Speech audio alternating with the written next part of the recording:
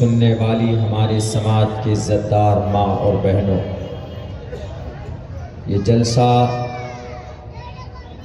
قرآن کی نسبت پر منعقد کیا جا رہا ہے۔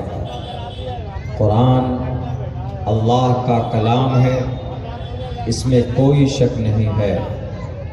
ہم سینہ تان کر یہ بات کہہ سکتے ہیں کہ قرآن اللہ کا کلام ہے، یہ کسی انسان کا لکھا ہوا کلام نہیں ہے۔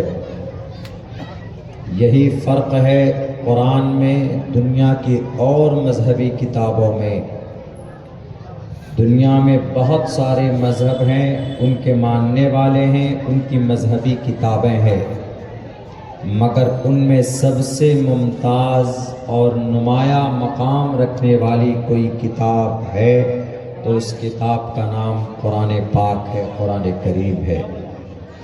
اس لیے کہ دنیا میں جو بھی مذہبی کتاب ہے، ان کتابوں سے آپ پوچھیں گے، ان گرنتھوں سے اگر آپ پوچھیں گے کہ تمہارے پاس آسمانی ہونے کی کوئی دلیل ہے، تم مذہبی گرنتھ ہو، تم ایشور اللہ گاڈ کا کلام ہو، تو تمہارے پاس کوئی پروف ہے؟ آپ دنیا کی کسی بھی گرنتھ سے پوچھ لیجئے، وہ آپ کو اوپن لفظوں میں نہیں بتا پائے گا، لیکن قرآن بتاتا ہے۔ قرآن اپنی کوالٹی بھی بتاتا ہے، قرآن اپنا انٹروڈکشن بھی کراتا ہے، قرآن اس زمین پر کس لیے آیا وہ بھی بتاتا ہے، اور قرآن کریم کہاں پر آیا، کیسے آیا، وہ سب کچھ بتاتا ہے۔ دنیا کے اندر، بھارت کے اندر سناتنی ہیں ہمارے ہندو بھائی، ان کے گرنتھ 4 ہیں، مذہبی گرنتھ، ایشوریہ گرنتھ 4 ہیں۔ رگ وید ہے، یجروید ہے، سام وید ہے۔ اس ذریعے سے 23 سال کی قلیل مدت پہ اس زمین پر مجھے اتارا گیا۔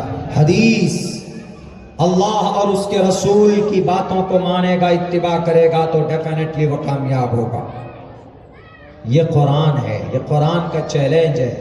رگ وید سے سوال کر دیجئے کہ ایشوریہ گرنتھ و ایشوانی ہو کہاں لکھا، نہیں بتا سکتا۔ بائبل سے پوچھئے، آج کے بائبل سے نہیں۔ اور پھر دنیا کی ساری کتاب بدل دی گئی، قرآن نہیں بدلی گئی۔ قرآن بدلا نہیں گیا آج تک اسی صورت میں، اسی شکل میں۔ کیوں؟ توریت زبور کو بھی تو اللہ نے نازل کیا ہے، لیکن توریت زبور تو بدل دیے گئے۔ 350 صحیفے آسمان سے زمین پر اللہ نے اتارے، 350 کتابیں، ساری کتابیں بدل دی گئی، لیکن صرف قرآن اس زمین پر اسی شکل میں ہے، انہی احکامات کے ساتھ، انہی الفاظ کے ساتھ آج بھی ہے، جیسے اب سے 1458 سال پہلے جس انداز میں اللہ نے نازل فرمایا تھا، آج بھی اسی شکل میں ہے۔ اس کی وجہ یہ ہے کہ توریت کو حضرت موسیٰ کو دیا، اللہ نے کہا کہ موسیٰ تمہاری ذمہ داری ہے توریت کی حفاظت کرنا۔ انجیل حضرت عیسیٰ کے پاس اتارا گیا، حضرت عیسیٰ کو ذمہ داری دی گئی کہ عیسیٰ پڑھیے گا اور اپنے سماج کے لوگوں کو بتائیے گا، اس کی حفاظت کی ذمہ داری بھی آپ کی رہے گی۔ حضرت ابراہیم کو صحیفے دیے گئے، ابراہیم پڑھنا سمجھانا لوگوں کو، حفاظت کی ذمہ داری تمہاری۔ حضرت نوح کو بھی صحیفے دیے گئے، حضرت نوح سے کہا گیا کہ ذمہ داری آپ کی۔ لیکن جب قرآن کی باری آئی تو اللہ تبارک و تعالیٰ نے کہا کہ اے محمد، قرآن تو اتار رہا ہوں آپ پر، پڑھیے گا صرف آپ، لیکن اس کی حفاظت کون کرے گا؟ تو اللہ تبارک و تعالیٰ فرماتا ہے کہ آپ پڑھیے گا بے فکر ہو کر، یہ قرآن کو میں اتار رہا ہوں، ہم اتارتے ہیں، اس قرآن کو ہم نازل کر رہے ہیں، اس قرآن کو، اور اس کی حفاظت، قرآن کی حفاظت اپنے سر پر لے لی ہے۔ یہی وجہ ہے کہ قرآن اور کتابوں کے طرح نہیں بدل سکا، چونکہ اس کی حفاظت اللہ خود کرتا ہے۔ یہ فرق ہے قرآن میں دنیا کے اور کتابوں میں۔ کچھ نفرتی چنٹو نئے نئے قانون لاتے اور کہتے دیکھو ہم نے قرآن کو بدل دیا۔ خود بدل جاتے ہیں، خود بدل جاؤ گے، ہسٹری گواہ۔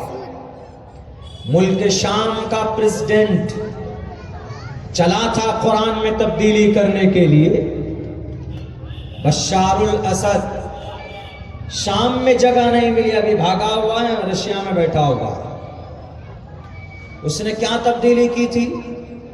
اس نے کہا تھا کہ اچھا اللہ کی تعریف کہاں قرآن میں دکھائیے، کہا کہ قل هو اللہ احد اللہ الصمد لم یلد ولم یولد ولم یکن له کفوا احد۔ اللہ کی تعریف، اللہ کا انٹروڈکشن اگر کسی کو چاہیے تو یہ صورت ہے، سورہ اخلاص۔ صرف اللہ کی ہی تعریف ہے۔ اللہ کہتے ہیں کہ تمہارا ایڈریس کیا ہے، تمہارا انٹروڈکشن کیا ہے، اگر کوئی پوچھے تو سورہ فاتحہ پڑھ دیجئے گا، قل هو اللہ احد، اللہ ایک ہے، ایک و دیوا، اللہ الصمد، بے نیاز ہے، کوئی اس کا شریک نہیں ہے، وہ کسی کا باپ نہیں، اس کی کوئی اولاد نہیں، وَلَمْ يَكُنْ لَهُ كُفُوًا أَحَدٌ، اس کا کوئی ہمسر نہیں، تنے تنہا، he is only alone، the one and only۔ تو پتہ ہے اس میں اس نے کیا تبدیلی کی تھی؟ اس نے کہا کہ اچھا ہم بدلتے ہیں قرآن کو، تم لوگ بولتے کہ قرآن نہیں بدلا جا سکتا، ہم بدلتے ہیں۔ اس نے اس میں جوڑا قل هو بشار الاسد البشار الاسد الاحد البشار الاسد الصمد، ایسے اپنا نام سیٹ کر دیا۔ صرف سورہ اخلاص میں نہیں بلکہ پورے قرآن میں کوشش کی انہوں نے بدلنے کی۔ اللہ کے طرف سے ایسی لاٹھی برسی ہے اس کمبخت کے اوپر، ابھی 2 مہینہ پہلے اس کی گدی بھی گئی، اس کی کرسی بھی گئی، اور اس کو بھاگنا پڑا ملک شام چھوڑ کر کے رشیا میں جا کر اپنی جان کی حفاظت کی دعائی دے رہا ہے، پناہ مانگ رہا ہے۔ قرآن کو کوئی نہیں بدل سکتا، نہ ان کے الفاظ کو بدل سکتا، نہ ان کے معنی کو کوئی بدل سکتا۔ اسی لیے جہاں قرآن پڑھایا جاتا ہے بڑی بابرکت جگہ، ہم لوگ تو اہمیت نہیں دیتے، مولانا صاحب، حافظ صاحب، قاری صاحب، بلکہ آج کل تو کہتے ہیں کہ ارے بچے کو حافظ بنائیں گے تو زیادہ سے زیادہ 10,000 روپے کمائے گا، دنیا میں ان کو عزت اور شہرت نہیں ملے گی۔ غلط عقیدہ، غلط خیال۔ دنیا میں آپ کس کو سمجھتے، کس کے بارے میں مقام و مرتبہ، کس کو عزت دیتے ہیں آپ؟ جو ڈی ایم بنا ہے آپ اس کو کہتے ہیں کہ جج ہے، یہ کلکٹر ہے۔ کوئی سی ایم بنا تو آپ ان کے سامنے سر جھکاتے ہو، کوئی بڑا ڈاکٹر بنا تو آپ ان کو خدا مانتے ہو، یا کوئی بڑے عہدے پر کوئی ادیوگ پتی ہے، کوئی بڑا کاروباری ہے، کوئی بڑا تاجر ہے تو آپ ان کو عزت اور سمان دیتے ہو دنیاوی اعتبار سے۔ یہ رواج اور رسم بن چکا ہے۔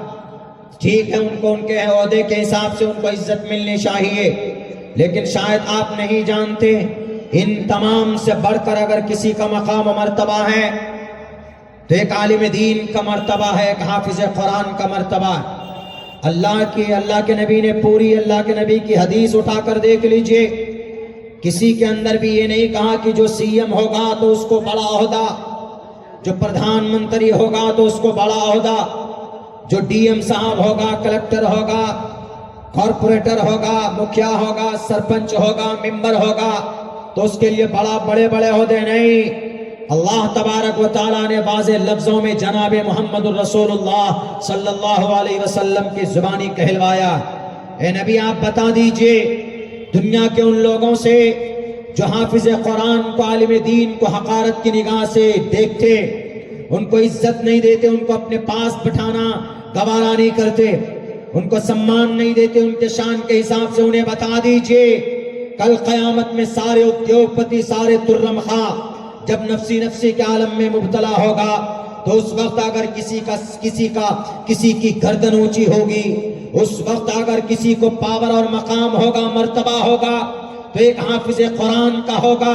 اس وقت سارے دولت مند ایک طرف یا ربی نفسی نفسی کا نعرہ ان کی زبان پر ہوگا، اور بھائی سے، بہن سے، بیوی سے، اولاد سے نفرت کرتے پھریں گے، منہ چھپاتے پھریں گے۔ اگر اس خطرناک اور ہولناک گھڑی میں اگر کوئی خوش ہوگا اور کسی کو اگر اس وقت پاس ملا ہوا ہوگا، آج اگر کہیں کوئی پروگرام ہوتا ہے آپ کو پاس مل جائے تو آپ بڑے خوش ہوتے ہو کہ دیکھو میرے پاس VIP پاس مل گیا ہے، ہم اب آسانی کے ساتھ میں شارٹ گیٹ سے جائیں گے اور وہاں پر ہمارا سمان ہوگا۔ کل قیامت میں رب کے سامنے میں، رب کے دربار میں اگر کسی کو مقام و مرتبہ ملے گا سب سے بڑا تو ایک حافظ قرآن کو ملے گا۔ اللہ کہے گا، اگرچہ ترمذی کی حدیث ہے، سندن ضعیف ہے، لیکن اس حدیث کو فضیلت بیان کرنے کے لیے پیش کر سکتے۔ بتاؤ دنیا کا سب سے پاورفل انسان کون؟ بھارت کا سب سے بڑا طاقتور انسان عہدے کے اعتبار سے یہاں کا پردھان منتری ہوتا، یہاں کا پرائم منسٹر ہوتا، لیکن کل قیامت میں سب سے زیادہ طاقتور اگر کوئی مہان کوئی انسان ہوگا تو ہمارا حافظ قرآن ہوگا۔ اللہ تبارک و تعالیٰ کہے گا، اے حافظ تو نے ایک مدرسے کے اندر میں قرآن کریم کو اپنے سینے میں محفوظ کیا تھا، تمہارا کوئی مقام و مرتبہ نہیں تھا دنیا میں تمہیں کوئی عزت نہیں دیتا تھا، آج میں تمہیں عزت اور سمان دیتا ہوں۔ جاؤ، سب تو لائن میں کھڑے ہیں، لیکن تمہارا مقام و مرتبہ اتنا بڑا ہے کہ تم 10 آدمیوں کو جہنم سے اٹھا کر جنت میں لے جا سکتے ہو۔ جاؤ، جیسے دنیا میں قرآن پڑھتے تھے، آج قرآن پڑھتا جا اور جنت کی سیڑھیوں میں چڑھتا جا۔ یہ مقام ایک حافظ قرآن کا ہوگا۔ مرنا ہے کہ نہیں مرنا ہے؟ سب کو مرنا، all must to die. The world will be finished. دنیا ختم ہو جائے گی، مرنا سب کو ہے۔ قیامت کے میدان میں سب کو جمع ہونا ہوگا اور ایسا ہوگا، ہمارا یقین ہے ایسا ہوگا۔ تمام امت مسلمہ کا یقین ہے اس بات پر کہ کل قیامت میں حشر کے میدان میں ہم سب کی حاضری ہوگی اور وہاں پر حافظ قرآن کا کتنا بڑا مقام۔ من قرأ حرفا من کتاب اللہ فلہ بہ حسنۃ، جو قرآن کے ایک حرف کو پڑھتا ہے 10 نیکیاں عطا فرمایا جاتا، جو اٹک کر پڑھتا ہے تو 20 نیکیاں دی جاتی۔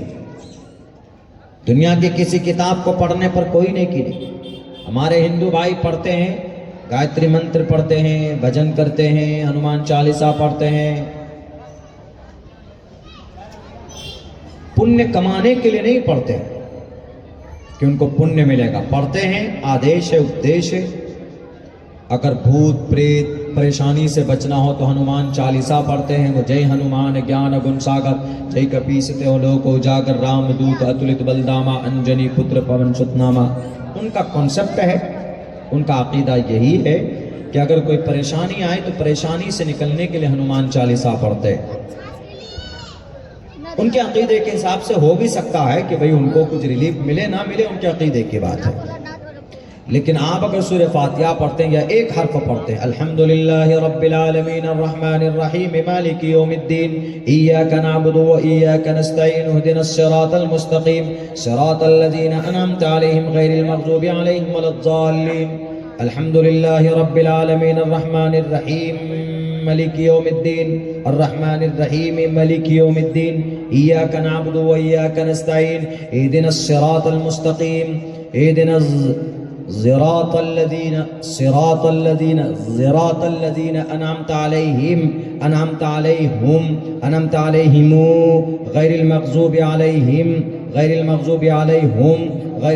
عليهم ولا الضالين۔ قرآن اتنے طریقے سے پڑھا جاتا ہے۔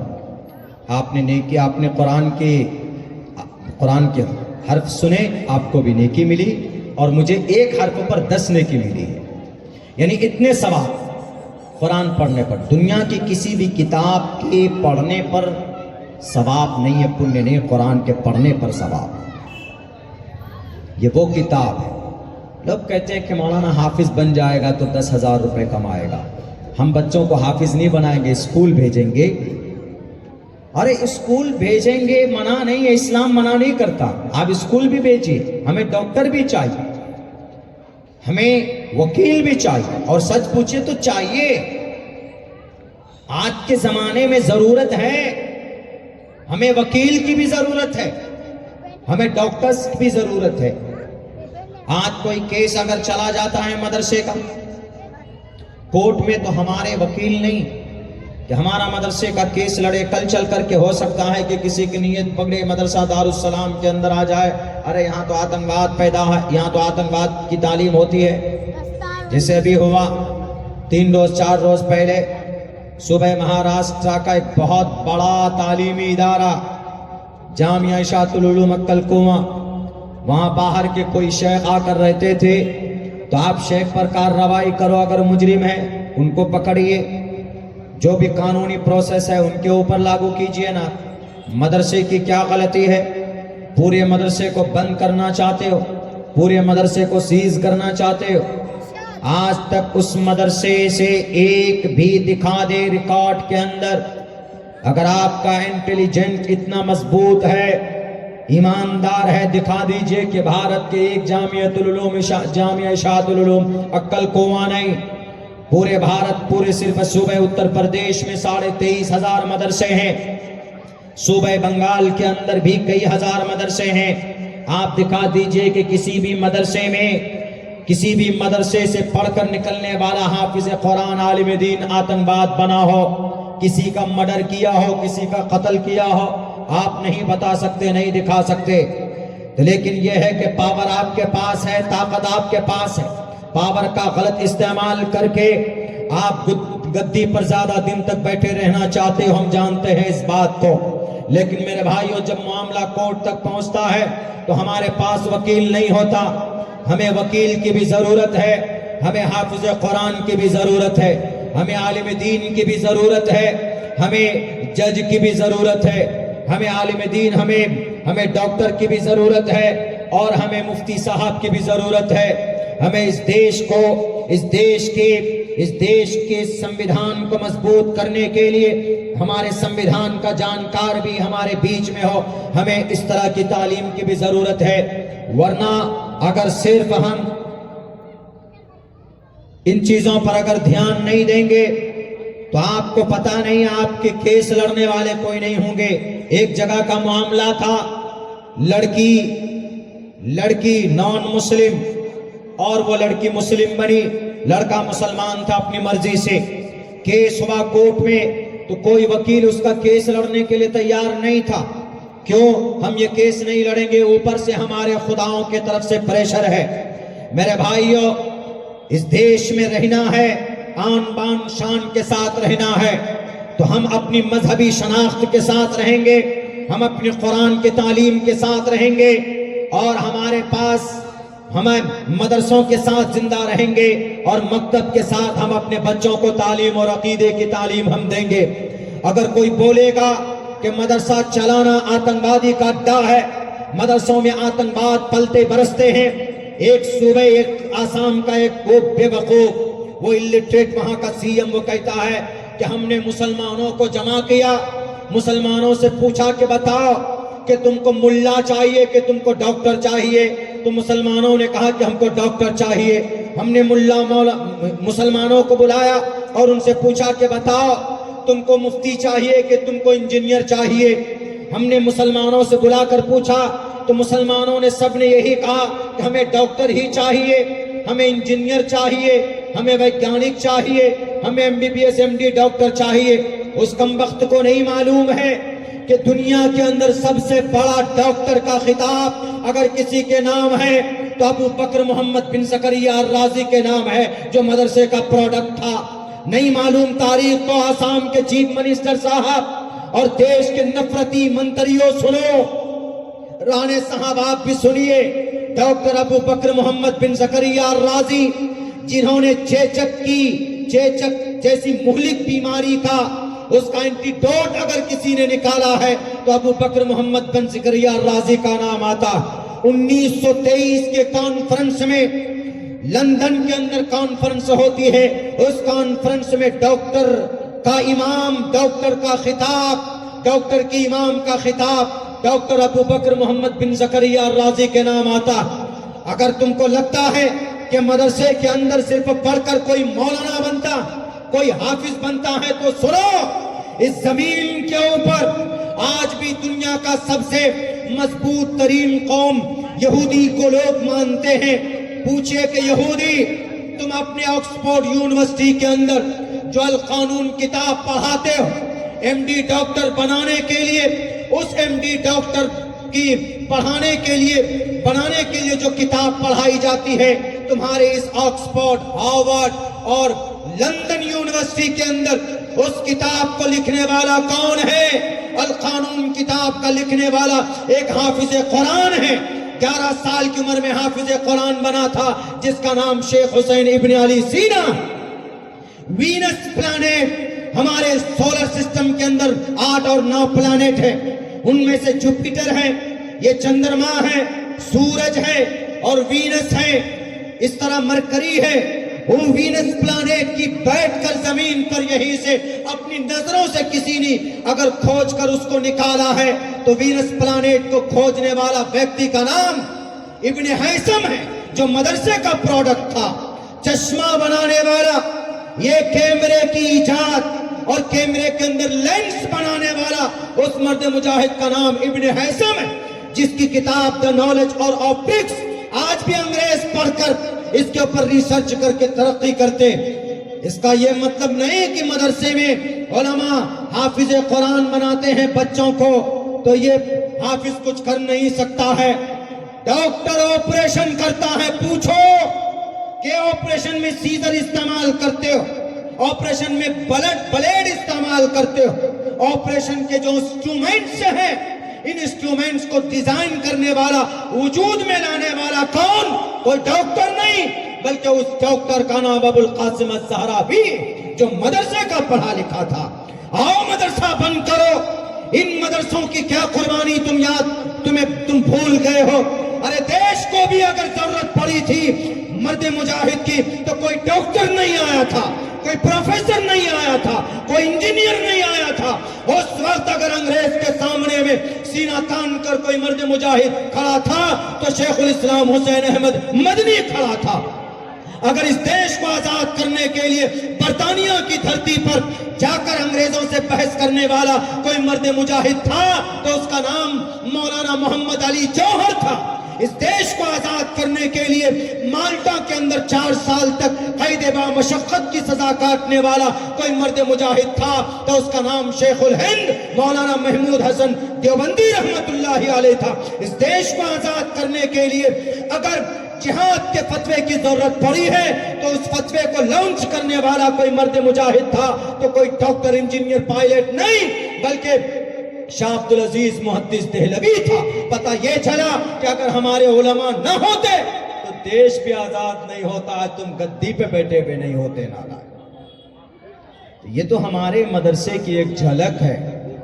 آج جو ہم لوگ 1 2 3 4 5 6 7 8 9 1 ایسے لکھا جاتا ہے، 1 انگریزی میں 2 عدد میں جو لکھتے ہیں۔ بتائیے اس عدد میں لکھنے کے لیے کس نے بتایا؟ محمد بن موسیٰ الخوارزمی مدرسے کا پروڈکٹ تھا۔ انگریز تو ابھی آئے تعلیمی میدان۔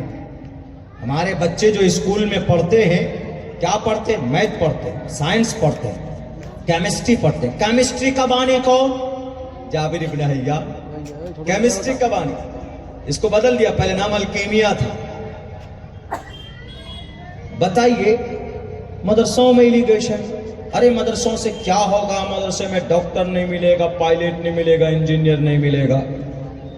مدرسے کے بچے اتنی محنتی ہوتے ہیں۔ I have spent 14 years completely in a مدرسہ۔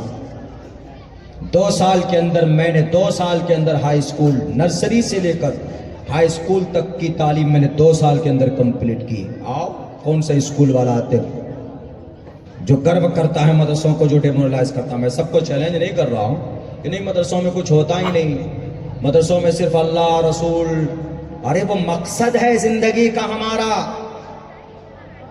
Why Allah created the mankind of the world؟ کس مقصد سے اللہ نے اس زمین پر انسانوں کو پیدا کیا؟ عبادت کے لیے کیا کہ نہیں کیا؟ وَمَا خَلَقْتُ الْجِنَّ وَالْإِنسَ إِلَّا لِيَعْبُدُونَ۔ انسان اور جنات کو رب نے پیدا کیا اپنی بھکتی اور اپنی عبادت کے لیے۔ ہم اگر قرآن اور شریعت پر مر مٹتے ہیں تو اس کی صرف اس کی وجہ اور اس کا مقصد صرف یہ ہے کہ اللہ راضی ہو جائے، بس ہم اللہ کو راضی کرنا چاہتے، اور دوسرا کوئی مقصد نہیں ہے، سن لو۔ اور رہی یہ بات کہ ہم ماڈرن ایجوکیشن، یہ دنیاوی تعلیم کے تعلق سے اسلام نے منع نہیں کیا۔ ابھی دیکھیے اتنی ساری باتیں جو تاریخی لوگ تھے، ان میں سے میں نے چند 5-6 کا نام آپ کے سامنے ہم نے لیا۔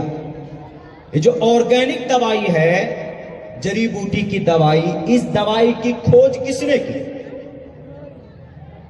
جنید بغدادی، انہوں نے کتاب لکھی، کتاب الادویہ، 500 جڑی بوٹی، 500 دوائی کے نام۔ یہ 1.5 آنکھ والے بابا جی پتنجلی والا نہیں، بلکہ یہ ہمارے لوگوں کے سر ہے اور شرے جاتا بہرک ہے۔ تو ہم اگر قرآن اور حدیث پر فوکس کرتے ہیں تو چونکہ قرآن ہمارا مقصد ہے، شریعت کے لیے ہم پیدا کیے گئے، ہماری وجہ سے شریعت نہیں بنی ہے بلکہ شریعت کی وجہ سے ہم بنے۔ اللہ نے صاف واضح کر دیا کہ تمہیں بھکتی کے لیے پیدا کیا جا رہا، اور بھکتی آدمی ایشور کی جبھی کر سکتا ہے جب ایشور کے بارے میں جانے، تبھی کر سکتا، ورنہ غلط فہمی کا شکار ہو جائے گا۔ جب تک ایشور کے بارے میں جانے گا نہیں، ایشور کون ہے، کہاں رہتا ہے، کیسے ہے، کیا ہے، تو کیسے ایشور کی بھکتی کرے گا؟ جیسے اللہ کے بارے میں مسلمان جانے گا نہیں کہ اللہ کون ہے، who is Allah, where is اللہ، اللہ کون ہے، کہاں رہتا ہے، کتنے اللہ ہیں، تو بدعقیدگی کا شکار ہو جائے گا۔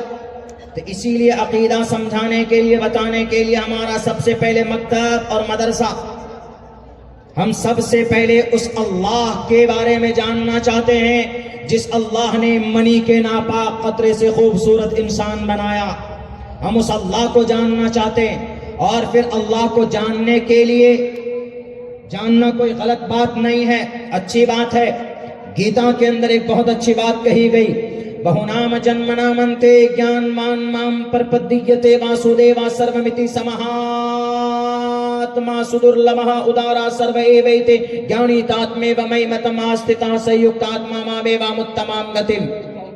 اس زمین پر اگر کوئی مہان بنتا ہے تو گیان سے بنتا ہے، اور کسی ویکتی کے اندر اگر ایشور کا گیان آ جائے تو گویا وہ ایشور ہے۔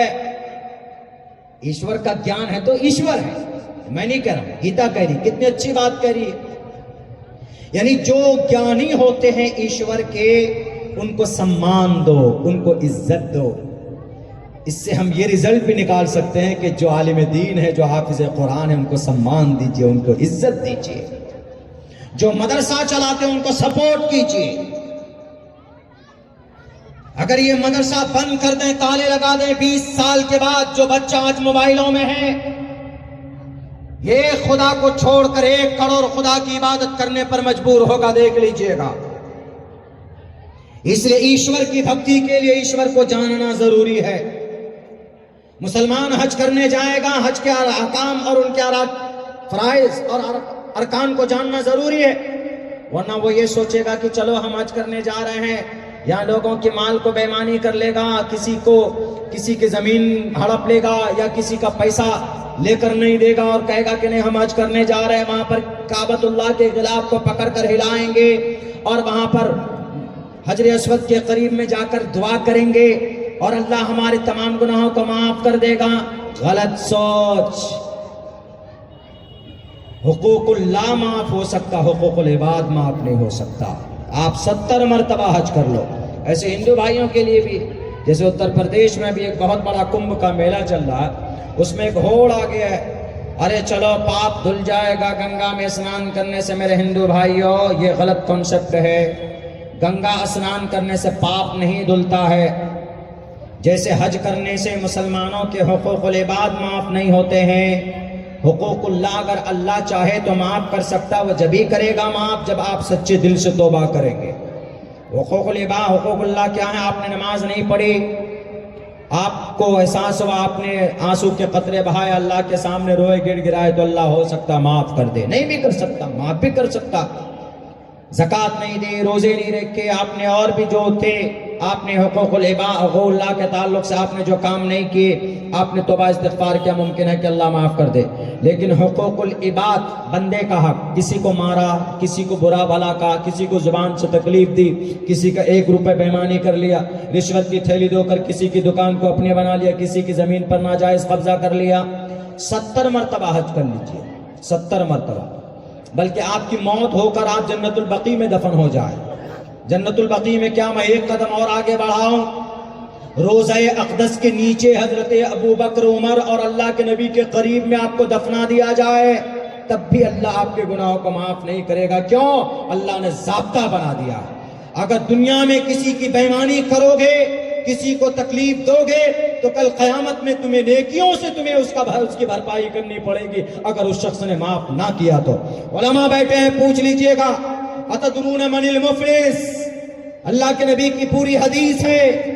اللہ کے نبی نے پوچھا کہ ذرا بتاؤ صحابہ، میری قوم کا مفلس کون ہے؟ صحابہ نے کہا کہ من لا درہم ولا متاع. اے اللہ کے نبی، جن کے پاس دولت نہیں ہے، بینک بیلنس نہیں ہے، درہم نہیں ہے، مال نہیں ہے، گاڑی نہیں ہے، بنگلہ نہیں ہے، وہی ہے مفلس. اللہ کے نبی نے کہا کہ نہیں، میری قوم کا، میری امت کا مفلس وہ ہوگا جو کل قیامت میں بہت ساری نیکیاں لے کر جمع ہوگا، لیکن حالت یہ ہوگی کسی کو گالی دی ہوگی، کسی کی زمین پر قبضہ کیا ہوگا، کسی کے پیسے بےمانی کیے ہوں گے، کسی کے رقم نہیں دی ہوگی، تو کل قیامت میں اس کی ایک ایک نیکیاں اٹھا کر دی جائیں گے. وہ کہے گا بھی کہ اللہ آپ تو سرو شکتیمان ہیں، آپ اللہ ہیں، آپ معاف کر دیجئے نا. تو اللہ کہے گا کہ میرے ضابطے میں نہیں ہے، میں کر سکتا ہوں، لیکن میں نے رول بنایا ہے، قانون یہ بنایا کہ تم نے جس کو تکلیف دی ہے اگر وہ معاف کر دے میری طرف سے معافی ہے، اگر وہ معاف نہیں کرے گا تو کل قیامت میں دینا پڑے گا. کیا؟ نیکیوں سے بھرپائی کرنی پڑے گی. آپ کے پاس نیکی نہیں ہوگی تو کیا کرے گا؟ تو اللہ جو اس کا جو بندہ ہے، حقدار ہے، اس کے گناہ اس پر ڈالے جائیں گے، اس کے گناہ کم ہوں گے، اس پر ڈالا جائے گا، ٹانگ پکڑ کر اٹھا کر جہنم میں ڈالا جائے گا. اللہ کے نبی کا فرمان. ہمارے ہندو بھائی بھی سوچتے ہیں کہ کمبھ کے میلے میں چلے جائیں، وہاں پر گنگا اسنان کر لیں، ہم پاک پوتر ہو جائیں گے. غلط بات. پہلے بات تو کمبھ پورانک کتھاؤں میں، شاستروں میں نہیں، رگ وید میں نہیں، یجروید میں نہیں، سام وید میں نہیں، اتھرو وید میں نہیں، رامائن میں نہیں، مہابھارت میں نہیں، کسی میں نہیں. صرف رگ وید کے اندر میں ہے کہ ببھیدا گریمم نومنی کمبا.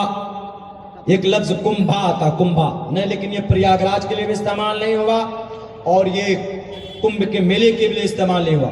رگ وید کے 79ویں سوکت کے 7ویں منتر میں کہا گیا ہے کہ اس کا مطلب یہ ہے کہ اندرجیت جو پانی کا دیوتا ہے، وہ پانی کا دیوتا انسانوں کے لیے پانی جمع کرتا ہے، پہاڑوں کو، ہمالیہ جیسے پہاڑوں کو کمبھا کی طرح توڑ دیتا ہے. کمبھا مطلب کچے گھڑے کے لیے استعمال ہوا، کچے گھڑے کی طرح توڑ کر پانی لوگوں کے لیے لاتا، اس کے لیے استعمال ہوا. ایک لمبا چوڑا واقعہ ہے کہ کمبھ کا میلہ کیوں مناتے ہیں. وہ امرت جل 4 شہر میں گرے تھے، ان میں سے ایک پریاگراج میں، ایک ہریدوار میں، ایک ناسک میں اور ایک اجین میں. تو یہی 4 شہر میں کمبھ کے میلے کا آیوجن ہوتا ہے. ہر 12 سال میں کمبھ کا میلہ ہوتا ہے.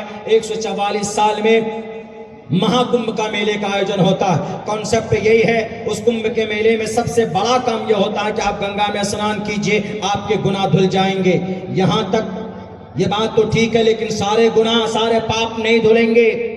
شاستر کے انوسار ینا پتا جنیتا یودھاتا دھامانی وید بھونانی وشوایو دیوانام نام دائک ایوتم سمپرشنم بھوناینت ینیا. پرماتما کہتا ہے کہ تمہیں مرنے کے بعد میرے پاس آنا ہوگا اور تم نے دنیا میں جو گناہ کیے اس کا تم کو حساب دینا پڑے گا. تم نے کیا غلط کیا، کیا صحیح کیا. پرماتما کہتا اگر تم نے کسی کو مارا ہے، کسی کا خون بہایا ہے، ٹوپی اور داڑھی کے نام پر کسی کی موب لنچنگ کی ہے، مدرسے کو صرف یہ ہے کہ شک کی بنیاد پر تم نے بلڈوز کیا ہے. ناگپور میں ٹوپی اور داڑھی کی وجہ سے پونے کے اندر میں 7 کلومیٹر میں 2800 گھر بلڈوز کر دیے گئے. 3 دن کے اندر 32 بلڈوزر لگایا گیا، چلایا گیا. پرماتما کہتا ہے کہ وہاں کے قوانین کے ذریعے اگر انصاف نہیں ملے تو کل قیامت میں کھڑا ہونا ہوگا، مہا پرلے میں کھڑا ہونا ہوگا. چاہے وہ عبداللہ سالم ہو، چاہے وہ مودی ہو کہ یوگی ہو کہ کوئی بھی ہو، سب کو پرماتما کے سامنے کھڑا ہونا ہوگا اور اپنے کیے کا جواب دینا پڑے گا کہ ہم نے کیا اچھا کیا کیا برا کیا. یہ فیصلہ رب کرے گا, پرماتما کرے گا. اسی لیے پرماتما کہتا ہے کہ اگر تم نے کسی کو نقصان, کسی کو تکلیف پہنچائی تو گنگا میں 70 برس تک بھی اگر تم نہاؤ گے تو تم پاک کی حاصل نہیں کر سکتے, تم کو مکتی نہیں مل سکتی. یہ شاستر ودی متسرج ورتتے کام کارتا نہ سدھم آپنوتی نہ سکھم نہ پرام گتم. تم پرماتماؤں کو اگنور کر کے, لوگوں پر اتیاچار کر کے تم کو مکتی نہیں مل سکتی ہے. میرے بھائیوں, بات وہی ہے کہ ہمارا قرآن الحمدللہ مصدق کلام ہے. جو باتیں کہہ دی گئی ہے وہ to the day of judgement, اور مرنے کے بعد بھی انشاءاللہ یہ قرآن ہمارا ساتھ دے گا. تو ہم عقیدے کی وجہ سے پڑھتے ہیں, ہم اللہ کی قربت حاصل کرنے کے لیے قرآن کی تعلیم اپنے بچوں کو دیتے ہیں. اسی لیے میں تمام مسلمانوں سے کہتا ہوں کہ اپنے بچوں کو قرآن کی تعلیم دیجیے, عقیدے کی تعلیم دیجیے. ڈاکٹر بنائیے, انجینئر بنائے. I have completed my graduation course from MAERCCS in Bangalore. Bangalore سے ہم نے گریجویشن کمپلیٹ کیا, لیکن الحمدللہ علماء کی دعاؤں کے نتیجے میں پہلے میں عالم دین بنا ہوں, حافظ قرآن بنا ہوں. 11 سال کی عمر میں امی ابا نے سوچا بھی نہیں تھا ہمارا پورا گھرانہ الحمدللہ 3 عالم دین ملیں گے, 2 حافظ قرآن ملیں گے. ابا ہمارے ریٹائر ہیں, عالم دین ہیں, اور بھی ہمارے بھائی مظاہری ہیں علی گڑھ سے وہ کیے ہوئے. میں بڑائی بیان نہیں کر رہا, لیکن اتنا سب کچھ ہونے کے باوجود بھی سب نے بنیادی تعلیم عقیدے کی لی, مدرسے اور مکتب کی تعلیم لی. جب تک آپ کے بچوں کا عقیدہ ٹھیک نہیں ہوگا تو بچہ صحیح ڈاکٹر نہیں بن سکتا, وہ بچہ صحیح دین کا سیاسی رہنما بھی نہیں بن سکتا. اسی لیے عقیدے کی تعلیم بہت ضروری ہے, بہت کمپلسری. اور اگر کوئی اعتراض کرتا ہے کہ نہیں قرآن تو آج کے زمانے کے لیے فائدہ مند نہیں ہے, کیا ضرورت ہے شریعت کی بات پڑھانے کے لیے اپنے بچوں کو, میں آپ کو سمجھاتا ہوں. قرآن صرف پہلے کے لیے نہیں بلکہ آج کے لیے بھی ہے اور قیامت کی صبح تک کے لیے ہے. مرنے کے بعد بھی یہ قرآن آپ کا بیڑا پار کرے گا. اگر جو بولتا ہے کہ نہیں شریعت کی تعلیم کی کیا ضرورت ہے, بچوں کو ماسٹر بنا, بچوں کو ایم ٹیک کراؤ, بی ٹیک کراؤ, ایم بی اے کراؤ.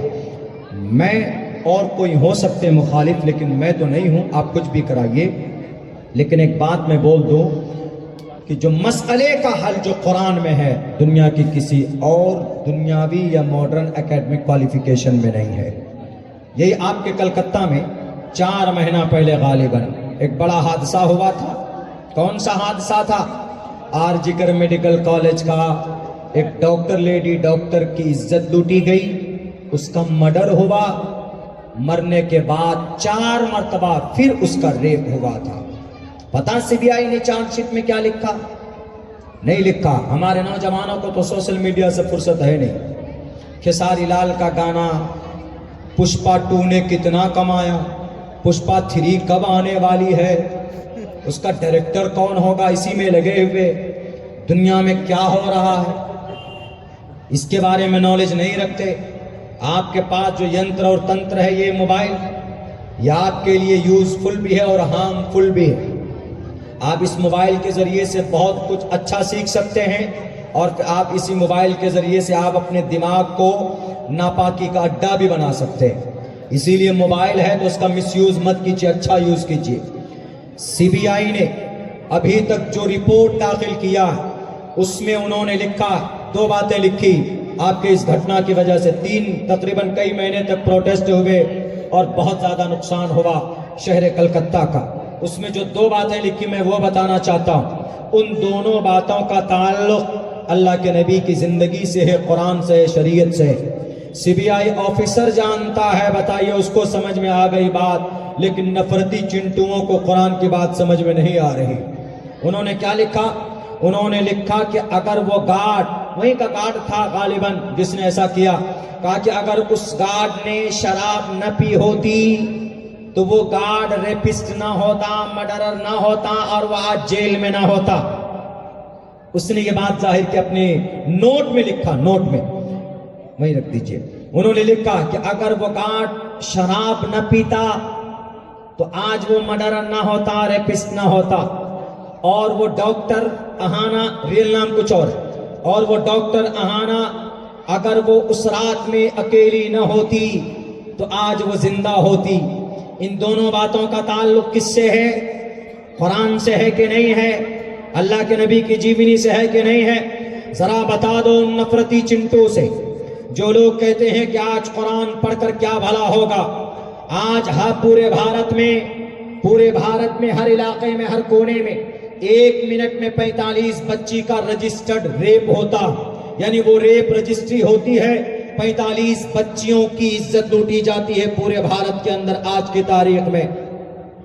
اگر اس ریپ کو، اس زنا کو کنٹرول کرنا ہو، ان میں سے اکثر ریپ اور زنا کے واردات شراب کی وجہ سے ہوتے، شراب اور نشے کی وجہ سے۔ آرجکر میڈیکل کالج میں جو ہوا ہے اس کی بھی بنیادی وجہ شراب ہے، اور شراب کے بارے میں سب سے زیادہ تاکید اور سب سے زیادہ سختی دنیا کے کس دھرم میں ہے؟ مذہب اسلام میں ہے۔ دنیا کے کسی دھرم نے شراب کو اتنی شدت کے ساتھ منع نہیں کیا ہے جتنے اسلام نے کیا۔ اللہ کا قرآن کہتا ہے انما الخمر والمیسر والانصاب والازلام رجس من عمل الشیطان۔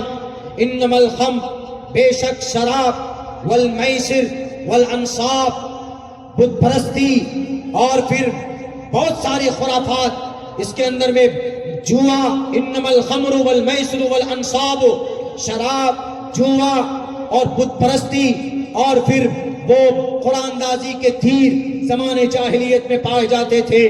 اس کی تفسیر، اس کی وضاحت کا وقت نہیں ہے، لیکن شراب سب سے پہلے کہا کہ رجس من عمل الشیطان، شیطان کا عمل ہے۔ اللہ کے نبی اور آگے فرماتے اگر تم شراب پیو گے تو شراب بہت خطرناک چیز ہے، شراب پینے کے بعد ہر ناممکن کام ممکن ہو جاتا، یعنی اس کو کرنا آسان ہوتا۔ آرجکر میڈیکل کالج میں وہ آدمی، وہ جلات، وہ ظالم، وہ مرڈرر، وہ ریپسٹ، اس لڑکی کو، اس ڈاکٹر اہانا کی نائٹ شفٹ تھی، وہ ماں باپ کی اکلوتی اولاد تھی۔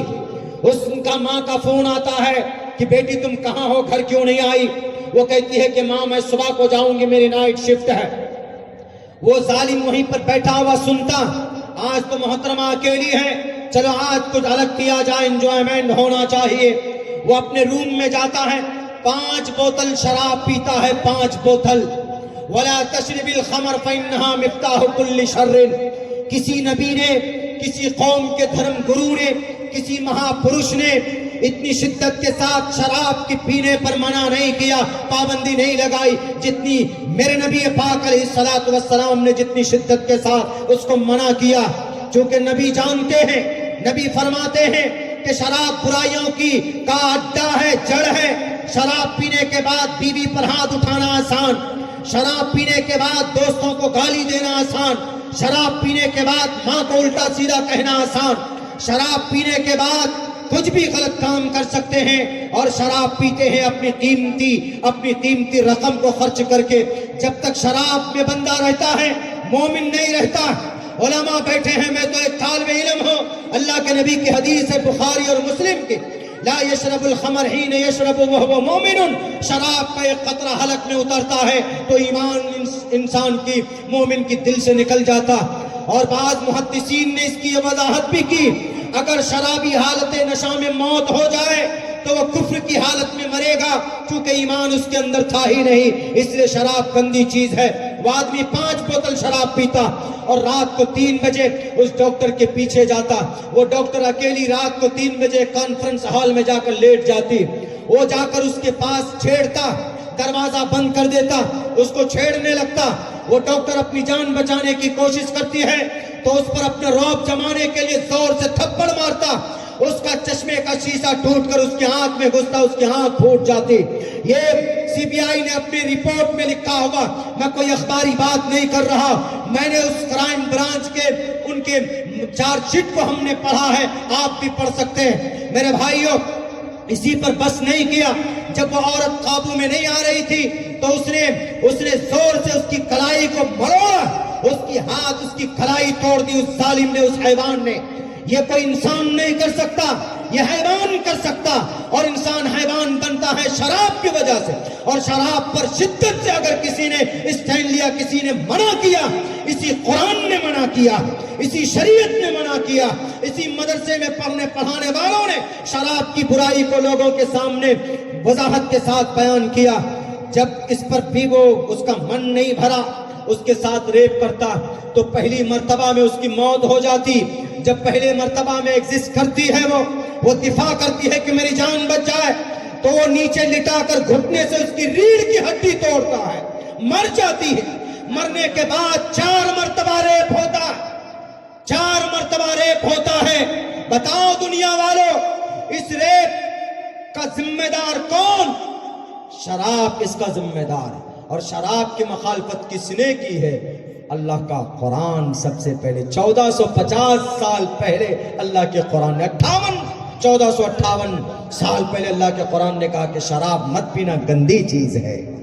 اگر شراب پر پابندی ہوتی تو ڈاکٹر اہانا زندہ ہوتی، ایک ڈاکٹر زندہ ہوتی۔ دلی کے اندر معاملہ ہوا نربھیا کیس، 12 دسمبر سن 2012۔ ریپ کرنے والے شرابی تھے۔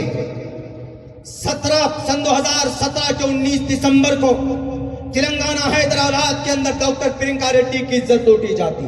عزت لوٹنے والے کون تھے؟ شرابی تھے۔ 7 سال کے معصوم بچی آصفہ کا ریپ ہوتا ہے، ایک مندر کے اندر لا کر ریپ کرنے والے شرابی تھے۔ اور جے پور کے اندر ایک معصوم کانسٹیبل لڑکی کی عزت لوٹی گئی، عزت لوٹنے والا شرابی تھا۔ پتہ یہ چلا کہ شراب پینے سے بہت بڑا نقصان ہوتا ہے، اور شراب پر کسی نے پابندی لگائی تو اللہ کے قرآن نے پابندی لگائی۔ اور ایک بات، کیا وہ ڈاکٹر اہانا اکیلی نہ ہوتی، یعنی رات میں اس کی سہیلی ساتھ میں ہوتی یا کوئی اس کا دوست ساتھ میں ہوتا تو وہ زندہ ہوتی؟ یعنی اکیلے رہنے سے منع کیا عورت کو، کون؟ CBI کے بڑے آفیسر نے منع کیا۔ اور یہ بات ہمارے نبی کب بتا کر گئے؟ 1450 سال پہلے بتا کر گئے کہ نہیں گئی؟ کیا بتا کر گئے؟ ان المرأۃ عورۃ اذا خرجت استشرقها الشیطان، عورت پردے کی چیز ہے، عورت کو اکیلی باہر نہیں نکلنا چاہیے۔ کیوں؟ اللہ کے نبی جانتے تھے کہ اگر باہر نکلے گی اس کی عزت کے ساتھ کھلواڑ ہوگا۔ کتنی اچھی باتیں پہلے کہی، یعنی اس آفیسر نے جو 2 بات کہی، وہ بات دنیا کی کسی بھی گرنتھ میں نہیں پائی جاتی، مسلمانوں کی شریعت کے اندر پائی جاتی۔ اسی لیے میرے بھائیوں، ہمیں آن بان شان کے ساتھ اپنی شریعت پر اور اس کی جانکاری کے لیے جہاں پر بھی ادارے چلتے ہیں ان کا دل سے تعاون کیجیے۔ اسکول میں ہم بچہ پڑھاتے ہیں 1000 روپے دیتے ہیں، مدرسے میں بچہ پڑھتا ہے تو 100 روپے بھی نہیں دیتے۔ الٹا ہونا ہو گیا معاملہ۔ نہیں، آپ جہاں مدرسہ ہے تو مدرسہ، جہاں مدرسہ نہیں ہے تو کم سے کم مکتب بنائیے۔ مکتب ضروری ہے، مکتب مدرسہ، اور فری میں نہیں، زیادہ نہیں مانگ رہے، زیادہ نہیں دینا۔ جہاں پر بھی مکتب مدرسہ ہے گوشت مچھلی کھانا کم کیجیے۔ بنگال میں تو یوگی جی کی اماں کو بھی کاٹ کے کھا جاتے، یوگی جی کی اماں سمجھتے گائے ماتا کو کاٹ کے کھا جاتے۔ یوگی جی کی اماں جو کہ ماتا ہندو بھائی، کہ میں یوگی جی کا نام زیادہ لیتا ہوں چونکہ ان کو مدرسوں سے زیادہ الرجی۔ بہرکیف یہ کم کھائیے، کم سے کم مہینے میں 3000-4000 کا تو کھا ہی جاتا ہے۔ کبھی چکن کھا لیتے ہیں، کبھی مٹن کھاتے ہیں، کبھی بڑے کا کبھی چھوٹے کا کھاتے ہیں۔ ان میں کمی کیجیے اور بچوں کو تعلیم دیجیے۔ تعلیمی ادارے جہاں جہاں پر ہے، انتظار مت کیجئے کہ رسید لے کر آئیں گے تب ہم چندہ دیں گے، نہیں، ہر مہینہ طے کیجئے۔ خصوصاً ہمارا نوجوان جو 200-300 روپے کا پر ڈے پوریا کھا کر ہوا میں اڑا دیتا ہے، پھینک دیتا ہے۔ آپ کم سے کم مہینے کے اندر میں 100-200 روپے بھی اگر آپ مدرسے میں تعاون کریں گے یا مکتب میں دیں گے تو جو پڑھانے والا ہے فائننشیلی ان کو سپورٹ ہوگا تو کھل کر وہ آپ کے بچوں کو تعلیم دیں گے۔ اور ایسا آسان ہے، کر سکتے۔ پورے بھارت کے مسلمان اگر ٹھان لے تو ٹوٹل مدرسوں کے جتنے بھی مدارس ہیں سب کو فری میں، سب کو، بلکہ چندہ کرنے کی ضرورت نوبت بھی نہ آئے، پورے بھارت کے اندر آج کی تاریخ میں 35 سے 40 کروڑ مسلمان ہیں. اگر 20 کروڑ مسلمان ایک دن میں اگر 1 روپے جمع کرے گا تو 20 کروڑ روپے جمع ہو سکتا ہے ایک دن میں. ایک مہینے کے اندر میں تقریباً 7,700 کروڑ روپے جمع ہو سکتے ہیں. اور ایک سال کے اندر کتنے ارب جمع ہوں گے اس کا اندازہ نہیں ہے آپ کو. پھر آپ کو ہمارے علماء مدارس مساجد کی تنخواہ وہیں سے ہوگی, مکاتب کے اوپر تعاون وہیں سے ہوگا, سارے مسئلے کا حل ہو سکتا ہے. کتنا نکالنا؟ 1 روپے پر ڈے. RSS والے نکالتے ہیں مہینے میں 5 روپے نکالتے ہیں, وہ 5 روپے مہینے میں. 10 کروڑ لوگ ہیں, کتنے روپے ہوں گے جمع؟ وہ اس استھتی میں ہے فائنینشیلی کہ آج وہ پورے بھارت کو 1 مہینے تک بٹھا کے کھلا سکتے ہیں. اور ہماری تنظیمیں وہ ہیں, ان کو لڑنے سے فرصت نہیں. صدر میں بنوں گا, سیکریٹری میں بنوں گا.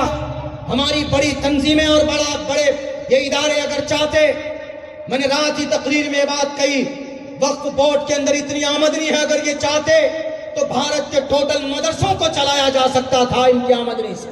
سارے مساجد کی امام کو تنخواہ دی جا سکتی, مکاتب جگہ جگہ قائم کیے جا سکتے. ہماری بچیوں کو ہائر اسٹڈیز کے لیے, ڈاکٹر اور انجینئر اور میڈیکل کی تعلیم کے لیے ان کے ہمارے پاس ایک بھی یونیورسٹی نہیں ہے, ایک بھی میڈیکل کالج نہیں ہے, ایک بھی ہاسپیٹل نہیں ہے ہمارے پاس. ہم قوم کے لوگوں نے کیا کیا؟ ہم نے بھی کیا, آپ نے بھی کیا, لیکن ذمہ دار لوگوں نے پہلے کیا. وہ مجرم پہلے ہیں. بیت المال پہلے زمانے میں نہیں تھا. امام ابو حنیفہ تو بیت المال کی دولت سے یعنی وقف کی پراپرٹی سے 65 مدرسے امام ابو حنیفہ کے چلتے تھے. چندہ نہیں ہوتا تھا, وہیں کی آمدنی سے چلتے تھے. لیکن بس اللہ سے دعا کیجئے کہ اللہ تبارک و تعالی ہم مسلمانوں کو قرآن سے محبت پیدا کر دے. مسلمانوں, آج بھی قرآن سے محبت اگر ہو جائے ہمیں اور آپ کو, الحمدللہ آج بھی اللہ کی مدد اتر سکتی ہے. اتری ہے نا کہاں پر؟ ایک واقعہ مختصر سا, بلکہ خبر نیوز NIA کا اور BBC کا ایک آرٹیکل میں آپ کے سامنے 2-3 منٹ میں پیش کرتا ہوں, اس کے بعد اپنی جگہ لیتا ہوں, چونکہ شاید 12 بجے تک ہی پروگرام ہے. جو ٹائمنگ ہو پروگرام کا اسی حساب سے دیجئے, کسی کو بولنے کا موقع ہی مت دیجئے کہ ارے مولانا لوگ تو 12 بجے کے بعد بھی کرتے ہیں, نہیں ہونا چاہیے. ایک مختصر 466 دن ہو گئے, 466 دن. کہاں پر؟ سرزمین غزہ پٹی میں. دنیا کی دوسری سب سے بڑی سپر پاور طاقت, ایک طرف کون؟ اسرائیل. 466 دن تک انہوں نے بمباری کی, 18,500 بچے شہید کر دیے, اور تقریباً ٹوٹل ملا کر ان آفیشیلی 87,000 لوگوں کو شہید کیا. ایک بھی مسجد نہیں چھوڑی, ایک بھی مدرسہ نہیں چھوڑا, ایک بھی گھر صحیح صورت میں نہیں چھوڑا. انہوں نے ایک دم بالکل ملیا میٹ کر دیا, زمیندوز سب کو. ایک طرف اتنی بڑی طاقت ہے کہ اگر اس کے ملک کے اوپر سے کوئی پرندہ بھی پر مارے تو وہ اس کو بھی ٹریک کر کر مارنے کی صلاحیت رکھتے ہیں, آئرن ڈوم جن کے پاس ہے. اور ایک طرف غزہ پٹی میں نہتے لوگ ہیں, ان کے پاس کیا ہے؟ ان کے پاس قرآن ہے, ان کے پاس مدرسہ تھا, ان کے پاس مسجد تھی, ان کے پاس نماز, ان کے پاس روزہ. لیکن میرے بھائیوں, جب سے حملہ شروع ہوا تب سے انہوں نے کیمپوں میں اپنے بچوں کو حافظ قرآن بنانا شروع کیا. پچھلے 466 دن میں 52,000 حافظ قرآن بنے, جنگ اور توپ کے گولوں کے سائے میں بنے.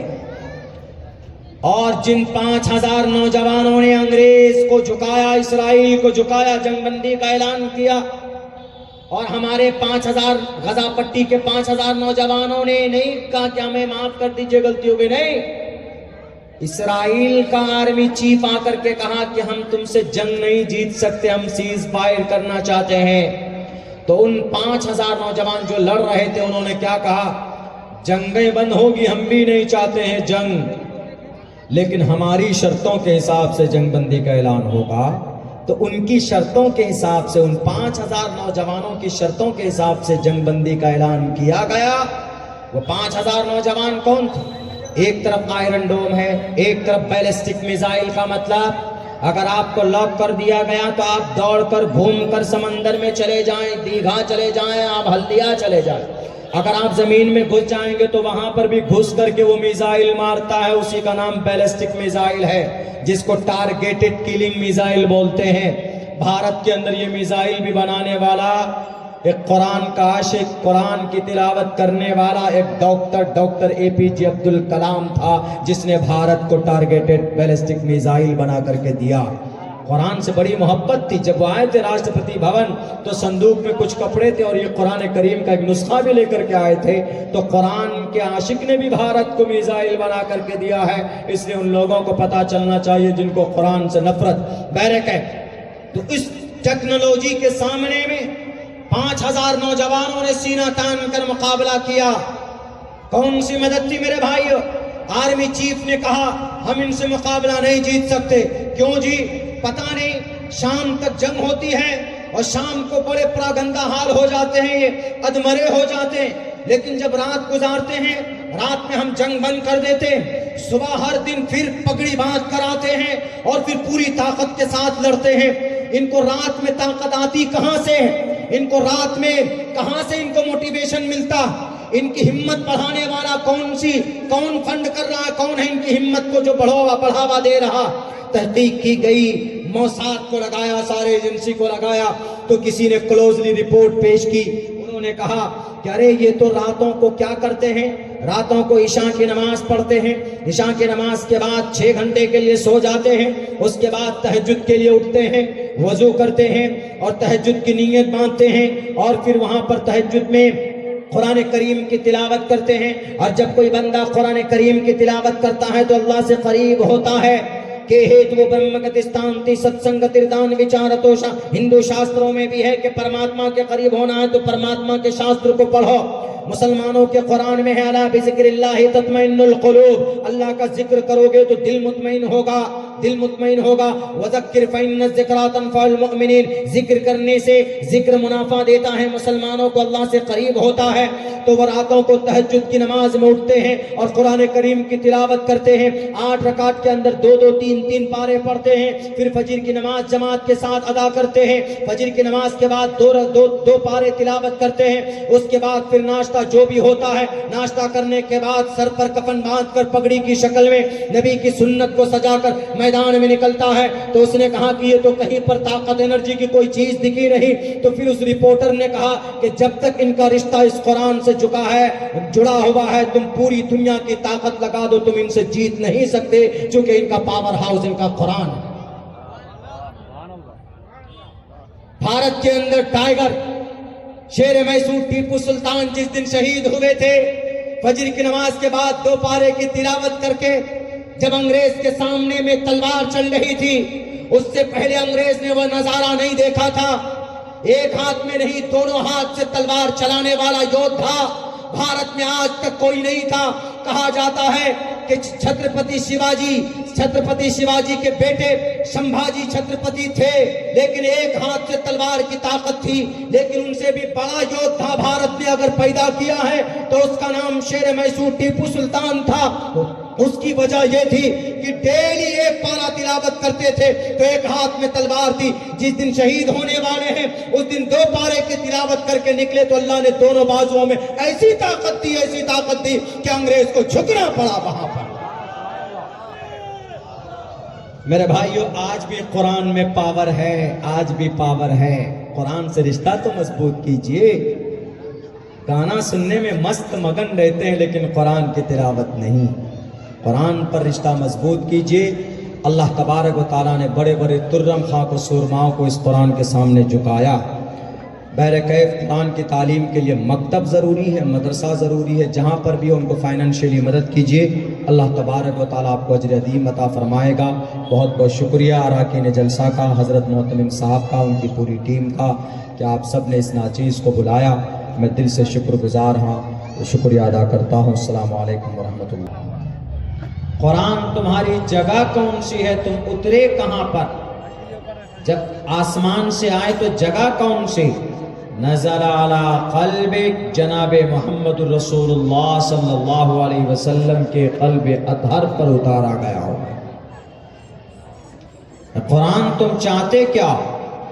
اگر تم کو کوئی مانے تو کیا ہوگا اس کا؟ تم پر کوئی وشواس رکھے، بلیو رکھے تو کیا ہوگا؟ اللہ کے نبی کی حدیث کہتی ہے ان اللہ یرفع بہذا الکتاب اقواما، اللہ نے اس قرآن سے قوموں کو سربلند کیا، اور اسی کتاب کو چھوڑنے کی وجہ سے، اس قرآن سے رشتہ توڑنے کی وجہ سے بہت سے قوم، بہت سے لوگ اس زمین پر ذلیل اور رسوا بھی ہوئے ہیں۔ یہ قرآن تمہارے اندر جو احکامات ہیں، تمہارے اندر جو پیغامات ہیں، ان پر عمل کرنے سے کیا ہوگا؟ من اطاع اللہ ورسولہ فقد فاز، وہ انسان کامیاب ہوگا جو قرآن